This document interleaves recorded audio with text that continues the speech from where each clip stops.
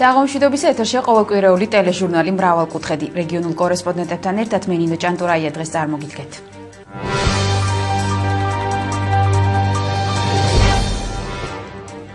კონფლიქტის ზონის ქართულ სოფლებში მშვიდობიან მოსახლეობას შეიარაღებულები აწიოკებენ. კნოლებში ადგილობრივები ცხოვრებას საფრთხეთ მიიჩნევენ. ჩვენს რეპორტაჟში ნაცემი ქართველი მწყემსები ცხინვალის ახლოს მდებარე სოფლიდან.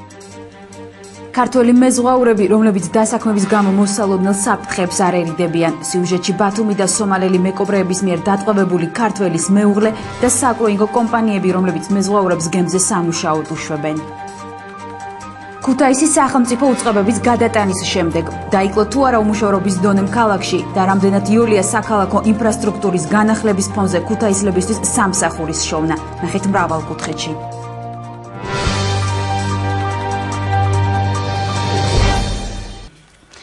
კონფლიქტის ზონაში ნაცემი სამი ქართველი მკურნალობას გადის. მწყემსებს, რომელთა შორის 15 წლის მოზარდიც იყო ნაურის რაიონის სოფელ კნოლებში შეიარაღებულები ფიზიკურად გაუსწორდნენ. 27 სულის სხვილფეხა პირუტყვი კი ოსურის სოფლებისკენ გარეგეს. ადგილობრივი მოსახლეობის ინფორმაციით აგვისტოს ომის შემდეგ კრიმინალები ქართულ სოფლებში კვლავ გადმოდიან და მშვიდობიან მოსახლეობას ესხმიან. ისინი ძირითადად ოკუპირებულ საძოვრებზე ან შეშის მოსაჭრელად ტყეებში გასულ მწყემსებს უსწორდებიან. მიუხედავად იმისა, რომ ქართული პოლიცია ცხინვალის სიახლოვეს მდებარე სოფლებში საგანგებო რეჟიმში პატრულირებს, ადგილობრივები კნოლებში ცხოვრებას საფრთხეთ მიიჩნევენ. 15 წლის მალხას ფილიშვილი ყველაზე მცირეწლოვანია იმ სამ ქართულ მწყემს შორის, რომელიც ოსმა ბანდფორმირებებმა სოფლის საძოვარზე სასტიკად სცემეს. მოზარდი ყვება, რომ მაშინ, როდესაც ორ თანასოფლელთან ერთად საქონელ შინ მოერეკებოდა, თავს სამი უცნობი შეიარაღებული პიროვნება დაესხათ და მინდორში შებოჭილები დატოვეს. როცა საქონელი მოგვიდიოდა, ტყიდან გამოვიდნენ ოსები და გვითხრეს რომ დაწექითო და არ ავწებოდით და ხელი ჩამკიდა აქ და მიმითრია და დაწექიო და მე დავწექი და ხელები შემიკრეს და პირი სამიხუიეს და მე თავში ჩამარტყეს მუშტი. დაზარალებულთაგან ყველაზე დიდი ფიზიკური ტრავმა 54 წლის ფირან ფილიშვილმა მიიღო. ის სწორედ მაშინ სცემეს, როდესაც ცდილობდა რომ თავდამსხმელებისაგან მალხაზი რამენაირად ეხსნა. ბავშვი იყო იმას რომ ჩაკრეს თავში მე უთხარი ცოდუა ეს ბავშვი ცოდუარი მეთქვი და როგორ შემაგდილი ლაპარაკის უფლება როგორ აღაქვდა და ფეხი ამოუკრა აქციურ ხელებს გაფორს. დრომოცვინდნენ მაშინათვე დაწექით ძირსა ეგ გითხრეს. ჩარა დაწექით ძირსა და ავტომატი და პულიმეტი ქონდა ერთსა შეგვიყენა ფეხსი. 2 კილო ქონდა და ქართულათაც გაათლაპარაკობდნენ.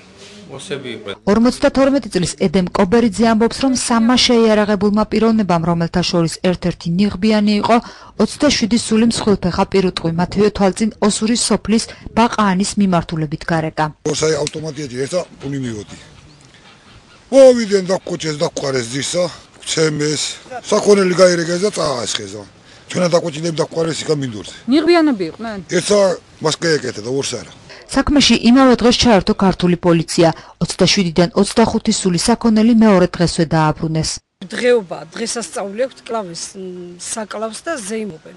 და არა აქვთ ეთყობს საშუალება გამოიჭირეს ახლა და შემდეგ ხალხის ჩარევით და მის მადლობა ღმერთს უფალს და ჩვენს პოლიციას არ ვიცი გადარეკეს, გადმორეკეს და უთხრეს რომ ის წაიყვანეთო, მოგიყვანებენო, მაგრამ დაიტოვეს ჩვენი ერთი ხარი და მეორე კაცის ერთი ხარი. დაბრუნებული საქონლის საძოვრად გაშვებას მოსახლეობის დიდი ნაწილი უკვე ვეღარ ბედავს. თავად მწყემსებმაც პირუტყვის დასაბალახებლად ალტერნატიული მინდვრების ძებნა დაიწყეს. მე ახლა სწორედ იმ ტერიტორიაზე ვიმყოფები, სადაც რამდენიმე დღის წინ ოსი ბანდფორმირებები ქართულ მწყემსებს სასტიკად გაუსწორდნენ. აგერ ჩემგან ხელმარჯვნივ მდებარეობს რუსულ ოსურის საგუშაგო მომხდარის გამო მოსახლეობა აქ ამოსვლას უკვე დიდ საფრთხედ მიიჩნევს. და გრანატები რომ მოჩა საგირაებში მთები იქით მიყვას მეთგან არსად. და აქამდე? ამათია ტერიტორია, მაგრამ არა ტერიტორიაზე დახვანა, მაგრამ ეხლა რაც ეხლა ამბავი მოხდა, იქით ვეღარ მიყვას.